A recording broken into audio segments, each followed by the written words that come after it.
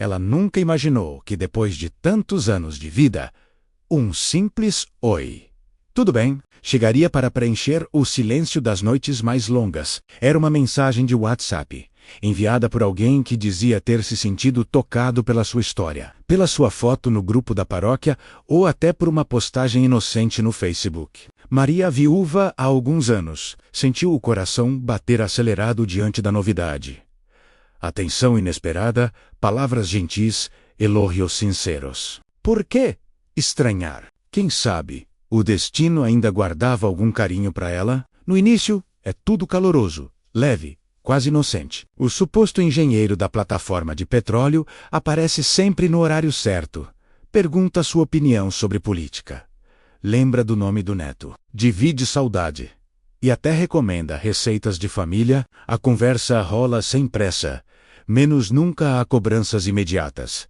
Só afeto e a promessa de um encontro especial. Nas pequenas cidades do Brasil, nas capitais, em bairros simples ou prédios de luxo. Sempre há alguém disposto a acreditar que o amor ainda pode bater na porta.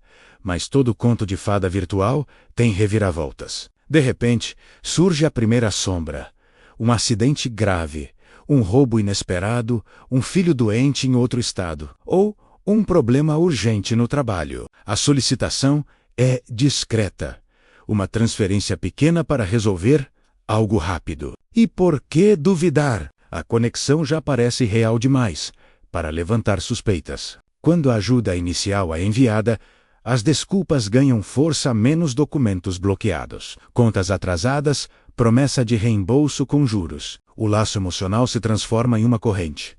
Cada favor traz mais pedidos e mais histórias tristes, sempre acompanhadas de áudios longos, emojis carinhosos e até declarações de amor de tirar o fôlego no Brasil, assim como em Portugal e em muitos países lusófonos. Esse golpe não é novidade menos, mas nunca foi tão sofisticado. Os criminosos usam fotos de pessoas reais, perfis roubados, vídeos gravados, vozes simuladas por inteligência artificial. O idioma não é barreira. Eles personalizam sotaques, falam de música sertaneja, citam novelas antigas, sabem das festas típicas, adaptam nome de filho e endereço. O que eles mais exploram é a solidão, o medo de contar para os filhos e o receio de parecer bobo diante da família ou dos amigos. À medida que a trama avança, a vítima se vê cada vez mais envolvida, muitas vezes isolada por própria vontade, temendo julgamento. O segredo vira cúmplice dos criminosos. O resultado? Quando o suposto amor desaparece, não faltam apenas reais na conta bancária.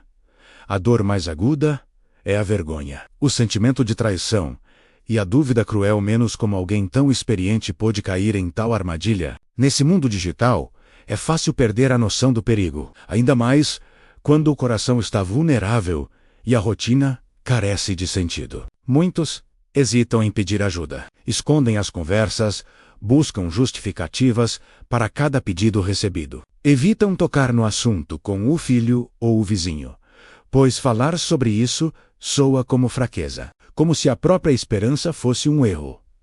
Hoje, com cada vez mais idosos conectados, a criatividade desses golpistas parece não ter fim. Eles não têm pressa. Podem investir meses em conquista, em troca de milhares de reais no fim do processo. A tecnologia tornou fácil o que antes exigia presença física. Agora, tudo se resolve por mensagem de voz, vídeo manipulado, ligação internacional. Não é preciso sair de casa para se perder numa ilusão. O que fazer então? Será possível distinguir um romance legítimo de uma armadilha digital? Por que o golpe avança mesmo quando o instinto diz para desconfiar? O que realmente impede tantos brasileiros de perceber o risco antes da queda? E como proteger quem amamos desse roteiro, que pode ser reescrito em qualquer bairro do país? Na próxima parte, vamos desvendar as estratégias desses golpistas, os sinais de que o amor virtual pode ser um desastre, e o que fazer para não cair ou para sair dessa teia. Porque ninguém está sozinho nessa luta. Conhecimento, coragem e conversa aberta ainda são as melhores armas contra quem vive de iludir, roubar e sumir. Fique conosco e fortaleça a sua rede de confiança. Se você chegou até aqui, já sabe que os golpistas do coração jogam com emoções, sabem explorar a solidão e constroem castelos de ilusão onde não existe nada além de mentiras e ganância. Mas saber não basta. O que realmente importa agora é como você se protege antes de dar qualquer passo. Como descobrir se aquela pessoa bonita, educada e atenciosa é real ou apenas mais um perfil falso alimentado por um criminoso do outro lado da tela. E se você já enviou dinheiro, se já sente um peso no peito e a terrível sensação de ter sido enganado, o que fazer para interromper o sangramento e começar a se reerguer? A primeira linha de defesa é a desconfiança inteligente. Não é ser frio, é ser realista. Antes de abrir o coração, antes de compartilhar sua vida, suas fotos, seus dados pessoais ou qualquer centavo, pare e investigue. O primeiro passo é simples. Use a busca reversa de imagens. Pegue a foto de perfil da pessoa e jogue no Google Imagens ou em ferramentas similares. Se essa mesma foto aparecer em dezenas de lugares diferentes, com nomes diferentes, histórias diferentes, você acabou de descobrir uma fraude. Ninguém real tem sua cara espalhada pela internet, fingindo ser várias pessoas ao mesmo tempo. Esse truque sozinho já salvou milhares de brasileiros de perder suas economias. Mas e se a foto não aparecer em nenhum lugar suspeito? Isso não garante nada. Hoje em dia, os golpistas usam rostos criados por inteligência artificial, imagens que não existem em nenhum banco de dados, porque foram inventadas por computador. Outros roubam fotos de perfis privados, que os buscadores não conseguem achar. Por isso, você precisa de uma segunda camada de proteção. A videochamada, insista numa chamada de vídeo. Não aceite desculpas. Estamos em pleno século XXI, qualquer pessoa que sabe mandar mensagem, sabe ligar a câmera, nem que seja por 2 minutos. Se a resposta é sempre a mesma, menos celular quebrado. Internet ruim, vergonha. Horário ruim. Trabalho secreto. Desconfie imediatamente. Gente de verdade quer ver quem está do outro lado. Golpista não pode arriscar, porque o rosto dele não bate com as fotos roubadas que ele te mandou.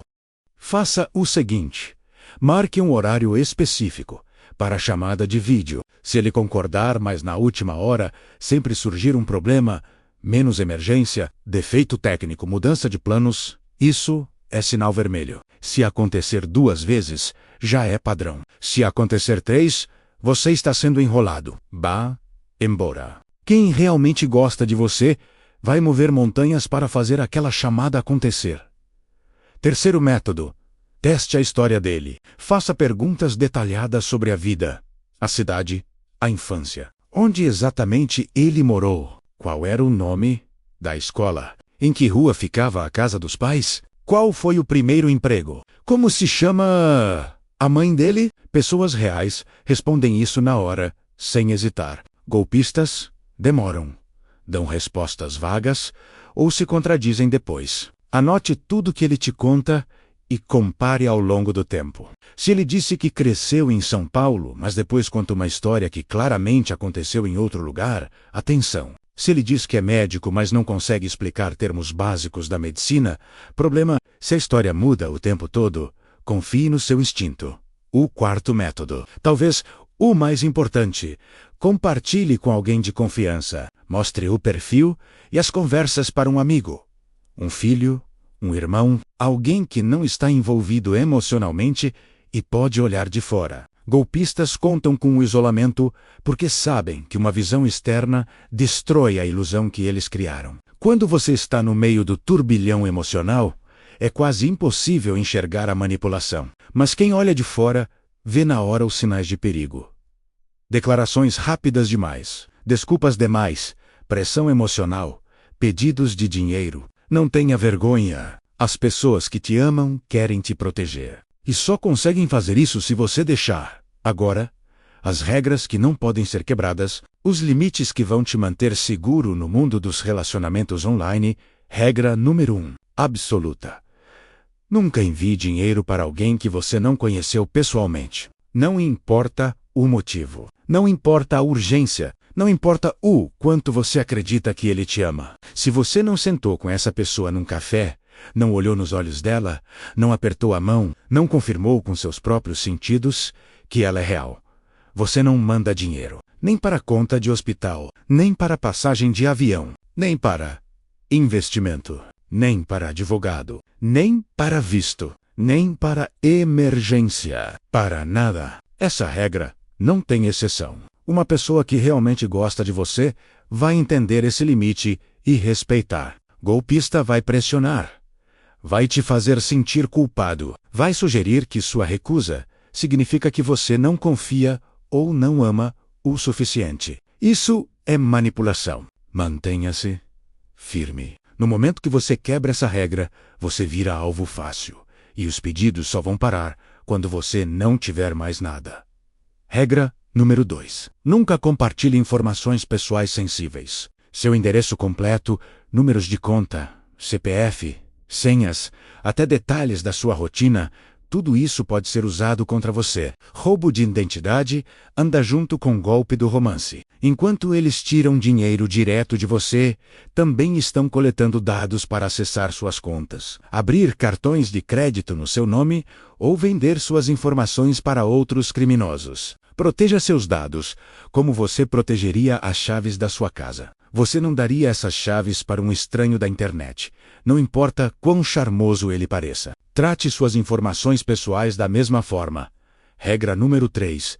Não mantenha o relacionamento em segredo. Eu sei que isso vai contra a ideia romântica de uma conexão especial que pertence só a vocês dois. Mas segredo é o melhor amigo do golpista. Eles vão incentivar, vão apresentar como proteção contra interferência externa ou julgamento. Vão sugerir que sua família não vai entender, que amigos podem ter inveja. Tudo isso é feito para te isolar. Relacionamentos saudáveis não são escondidos. Converse com seus filhos. Converse com seus amigos. Mostre as mensagens. A opinião. Sim, pode ser constrangedor. Sim, eles podem se preocupar ou questionar suas escolhas. Mas essa preocupação vem do amor, e essa perspectiva externa é sua melhor defesa contra a manipulação. Regra número 4. Confie na sua intuição. Se algo parecer errado ou se uma vozinha, lá no fundo da sua cabeça, levanta dúvidas. Se você se pega inventando desculpas pelo comportamento dele, ou explicando inconsistências, escute essa voz. Seu instinto é resultado de décadas de experiência de vida, de aprender a ler pessoas e situações. Quando algo parece bom demais para ser verdade, quase sempre é. Isso não te torna cínico. Te torna sábio mais? E se já for tarde demais? E se você está lendo isso e percebendo com crescente horror que já enviou dinheiro, que já caiu exatamente na armadilha que estamos descrevendo? Primeiro, respire fundo. Você não é burro. Você não é bobo. Você não está sozinho. Milhares de pessoas inteligentes, educadas, experientes caem nesses golpes todo ano, porque golpistas são profissionais que passaram anos aperfeiçoando suas técnicas. Não é sua culpa. O que importa agora é o que você faz em seguida. Passo 1. Corte todo o contato imediatamente. Bloqueie em todas as plataformas. WhatsApp, Facebook, Instagram, e-mail, telefone, tudo. Não responda mais nenhuma mensagem. Não dê chance dele te convencer, explicar, prometer que dessa vez é diferente. Golpistas são especialistas em puxar vítimas de volta, em criar novas emergências, em te fazer sentir culpado por abandoná-los. A única forma de se libertar é cortar a corda completa e permanentemente. Delete os contatos. Bloqueie as contas. Se ele aparecer de conta nova, bloqueie de novo, sem exceção. Passo 2. Entre em contato com seu banco imediatamente. Se você enviou dinheiro por transferência bancária, ligue para o banco agora e explique que acredita ter sido vítima de golpe. Eles podem conseguir parar a transferência se você agir rápido o suficiente. Se usou cartão de crédito, entre em contato com a operadora e conteste as cobranças. Se comprou cartões de presente, fale com a empresa que os emitiu. Embora seja improvável recuperar dinheiro enviado por cartões de presente, algumas empresas têm departamentos de fraude que podem ajudar. Se usou criptomoeda, a situação é mais difícil, porque essas transações são quase impossíveis de reverter. Mas ainda assim, você deve reportar na plataforma que usou. Cada minuto conta. Quanto mais rápido você agir, maior a chance de parar o dinheiro antes que desapareça completamente. Passo 3. Denuncie as autoridades. Vá à delegacia e registre um boletim de ocorrência. Também é importante reportar ao Banco Central e às plataformas onde o golpe aconteceu. Esses relatórios ajudam a polícia a rastrear padrões, identificar redes criminosas e potencialmente impedir que outros sejam vitimados. Você vai recuperar seu dinheiro? Provavelmente não. A dura realidade é que a maioria do dinheiro de golpes românticos nunca é recuperada. Mas denunciar ainda é crucial, porque cria um rastro de papel. Ajuda a proteger futuras vítimas e dá às autoridades os dados necessários para perseguir esses criminosos. Passo 4. Preserve todas as evidências. Não delete nada. Salve cada mensagem, cada e-mail, cada foto que ele mandou. Tire print da tela do perfil. Guarde registros de todas as transferências de dinheiro, recibos, confirmações de transação, tudo. Essa documentação é vital se a polícia se envolver. Se você precisar trabalhar com seu banco para contestar cobranças ou se decidir tomar ação legal, mesmo que seja doloroso olhar, mesmo que você só queira apagar cada traço dessa pessoa da sua vida, guarde as provas. Você pode precisar.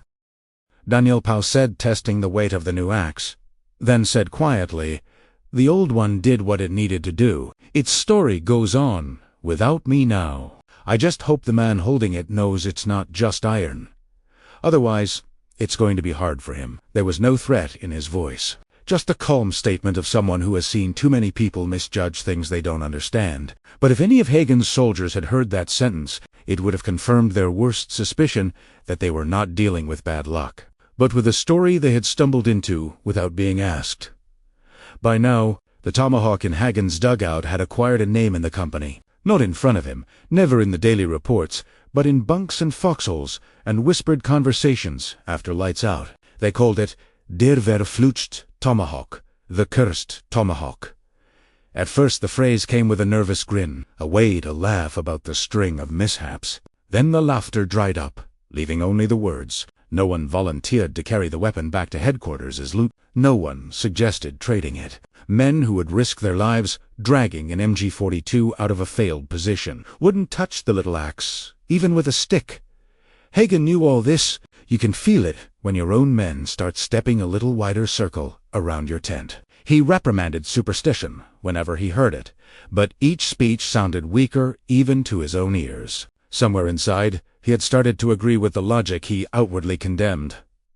One night sealed it. He woke with the clear, overwhelming conviction that someone was standing at the entrance of his dugout. He reached for his pistol, muscles already tensed. In the pale light from the lantern he saw, just for a heartbeat, a figure in an American poncho, water dripping off the brim of a helmet. In the stranger's right hand, something glinted with a familiar curve. He blinked, and the doorway was empty. Only the cloth around the tomahawk on his table had shifted, as if a hand had tugged it and then let go. He did not write that in any report. He did not even fully form the thought in his own head, skirting around it like a dangerous drop. But for the first time since the war began, he caught himself thinking a sentence that had no place in a Wehrmacht officer's worldview. If there is a curse here, it isn't that the weapon brings evil. It's that it forces me to admit I am no longer in control. I touched a story that isn't mine, and now it's touching back. The next evening, orders came down for another night operation. American pressure was increasing. Every raid felt more like a roll of loaded dice. The men packed ammunition in silence. No one mentioned the tomahawk, but every man knew exactly where it lay and who slept closest to it. In more rational times, their questions might have sounded absurd. Now they felt sharp and immediate. If this thing really drags misfortune behind it, Could getting rid of it save them? Or, if they anger whatever listens on the other side of its history by throwing it away, will they call down something far worse? They would only discover the answer after one more night that would leave a senior officer babbling in the aid station about footsteps in the rocks and eyes in the dark, and would cement the legend of an Indian weapon that chooses its owner in Moreton 1, German diary. That is where the second part of this story begins. The part where fear stops being a background noise and becomes a self-fulfilling curse, and where the tomahawk story continues long after the men who first found it are gone. The attack order came, down just before dusk. Another night raid. Another attempt to prove II Corps' command that Hagen's company was still reliable. The men checked weapons and adjusted webbing in a silence that felt heavier than usual. No jokes, no half-hearted songs. Only the small, sharp sounds of metal on leather and the shuffle of boots on rock. Everyone pretended to focus on the map. Everyone's attention kept drifting to the same spot on the table, where the tomahawk lay wrapped in its cloth, like a coiled animal. Hagen stared at it longer than he meant to. For a moment imagined simply leaving it behind, burying it under a rock, or throwing it into the ravine behind the camp. But the thought stuck in his throat. If he did that and the night still went badly, men would say he had angered whatever stories surrounded the weapon. If he took it with him and survived, perhaps it would finally prove all these fears foolish. In the end, pride made the choice. He slipped the tomahawk into his pack, close enough to feel its weight between his shoulder blades. They moved out in a staggered column, following the broken mule path along the ridge. Wind dragged clouds across the moon, erasing light in irregular strokes. Somewhere down in the valley, American artillery tested ranges, each distant thunderclap, bouncing off the rock like an echo from another world. At first, everything went by the book. Scouts signaled clear. No tripflers, no wire, no sudden voices ahead. But as the column curved around a bend, a thin rock slide whispered down from above, no bigger than a bucket of gravel. Men frosi. Rifles snapped up. Nothing followed. No shout. No grenade. Only the little stones still rolling, like a hand had brushed the mountainside and then withdrawn. Keep moving, Hagen hissed. But his own pulse had already sped up. Somewhere between here and the American line, small teams like Daniel Nake's would be listening, smelling, feeling their way through the same darkness. Now that. What made his skin crawl was the irrational certainty that they were not the only ones watching.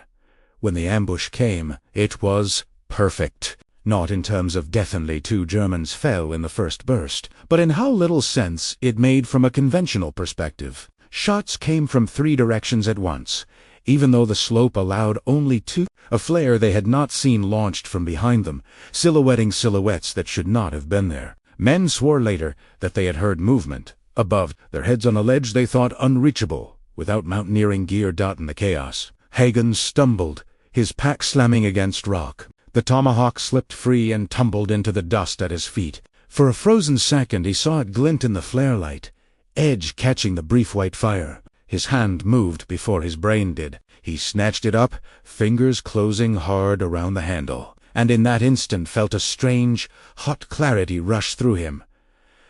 There was no voice, no whisper of prophecy, only a flood of impressions that did not feel like his own. The angle of a nearby rock that would hide a prone shooter, the hollow where a man could lie unseen a meter from the path, the exact way a boot would sound if it struck loose gravel instead of firm ground. His mouth tasted of dust and something bitter, like sage burned in ceremony. He barked orders, dragging his men out of the kill zone with a precision that surprised even him. They fell back in a rough arc, laying down suppressive fire, and for a while it seemed the disaster had been contained. The Americans did not press the pursuit. The night-swallowed sound again.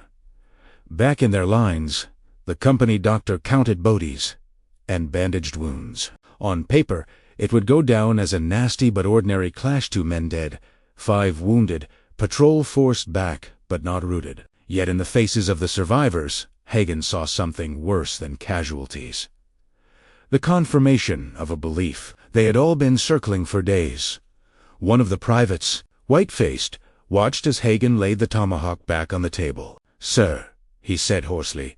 "It's always when that thing comes with us." Hagen snapped that the man was talking nonsense. But it sounded weak, even to his own ears. Passo 5.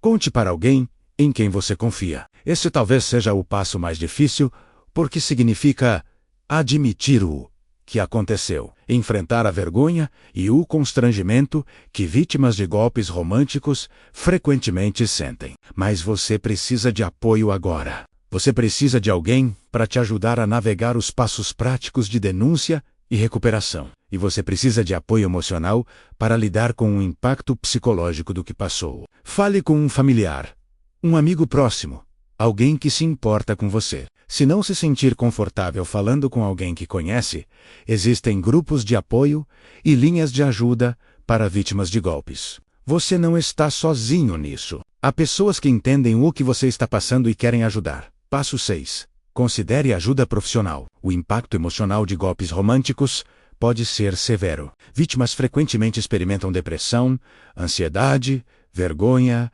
raiva e profundo luto. Não só pelo dinheiro perdido, mas pelo relacionamento que nunca existiu. Algumas pessoas desenvolvem sintomas de estresse pós-traumático. Isso é trauma real e merece tratamento real. Converse com seu médico. Pergunte sobre aconselhamento ou terapia. Cuidar do seu bem-estar emocional é tão importante quanto tentar recuperar seu dinheiro.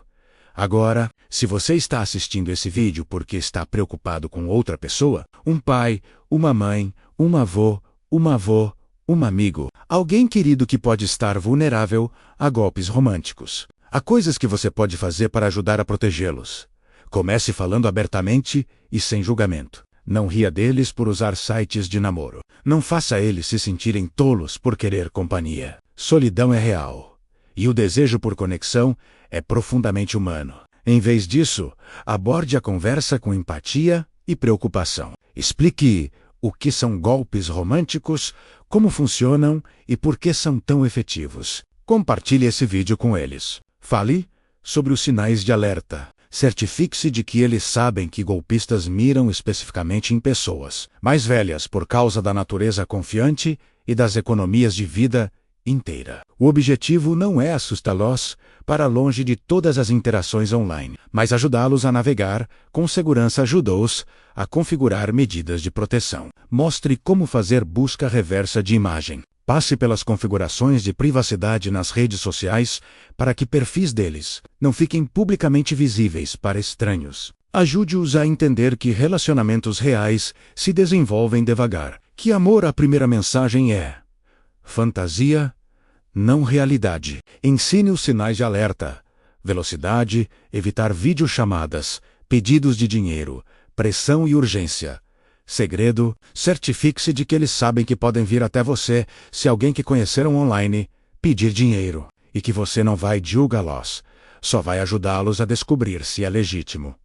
Mantenha-se envolvido na vida deles. Um dos maiores fatores de risco para golpes românticos é isolamento social. Pessoas que têm contato regular com família e amigos, que se sentem conectadas e valorizadas, são menos vulneráveis à manipulação emocional que golpistas usam. Ligue para seus pais regularmente. Visite quando puder. Inclua-os em atividades familiares. Incentive-os a participar de grupos sociais, centros para idosos, organizações comunitárias, lugares onde podem conhecer pessoas reais e construir amizades genuínas. Quanto menos solitários eles se sentem, menos atraentes se tornam as falsas promessas de um golpista online.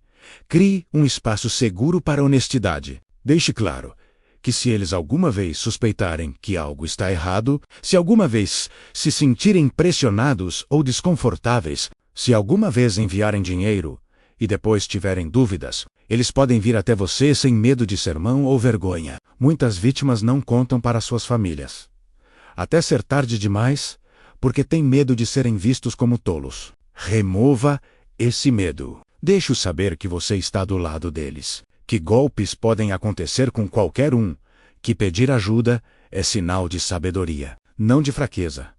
Aqui está o que eu quero que você entenda enquanto fechamos esse vídeo. Golpes românticos são operações cruéis e sofisticadas, desenhadas para explorar as mais básicas necessidades humanas: conexão, companhia, Amor, as pessoas que executam esses golpes são criminosos, puros e simples. E vão dizer e fazer o que for necessário para separar você do seu dinheiro. Mas você não está indefeso. Conhecimento é proteção. Ceticismo não é o mesmo que cinismo. É possível permanecer aberto à conexão genuína enquanto também é esperto e cuidadoso sobre em quem você confia. Se alguém que você acabou de conhecer online começa a falar de amor em dias, seja cético. Se evitam videochamadas e encontros pessoais, seja cético. Se pedem dinheiro, qualquer quantia, por qualquer razão, termine a conversa imediatamente. Faça a busca reversa da foto deles. Fale com alguém em quem você confia. Devagar. Amor verdadeiro pode esperar. Amor verdadeiro não pressiona você. Amor verdadeiro não te isola das pessoas que se importam com você. Amor verdadeiro não esvazia sua conta bancária e depois desaparece. E se você já foi vítima de golpe, se está lidando com as consequências de perceber que a pessoa em quem confiou nunca foi real. Por favor, ouça isso. Você não é tolo. Você é humano. Você quis acreditar em algo bom. Isso não é defeito de caráter. Isso é esperança. O que aconteceu com você foi crime. E a única pessoa que deveria sentir vergonha é o criminoso que fez isso com você. Busque ajuda. Fale com alguém. Denuncie. Tome medidas para se proteger daqui para frente. E saiba que cura é possível. Que você pode se recuperar, não só financeiramente, mas emocionalmente. Que essa experiência não te define. Compartilhe esse vídeo com todos que você conhece, especialmente pessoas mais velhas, pais, avós, qualquer um que possa estar vulnerável. Uma conversa, um link compartilhado, um momento de consciência pode salvar as economias de vida de alguém. E pupalosse de dor decora, o devastadora. Golpes românticos prosperam no silêncio e isolamento. Quanto mais falamos sobre eles, quanto mais educamos uns aos outros, mais difícil fica para esses criminosos operarem. Amor é real. Conexão é real. Mas também são reais aqueles que caçam esses lindos desejos humanos. Seja esperto. Seja seguro. E nunca deixe ninguém te fazer sentir vergonha por querer ser amado. Você merece amor verdadeiro, amor honesto, amor que te constrói em vez de te derrubar. Proteja-se para que você ainda esteja de pé quando esse amor verdadeiro chegar. Obrigado por assistir. Cuide-se.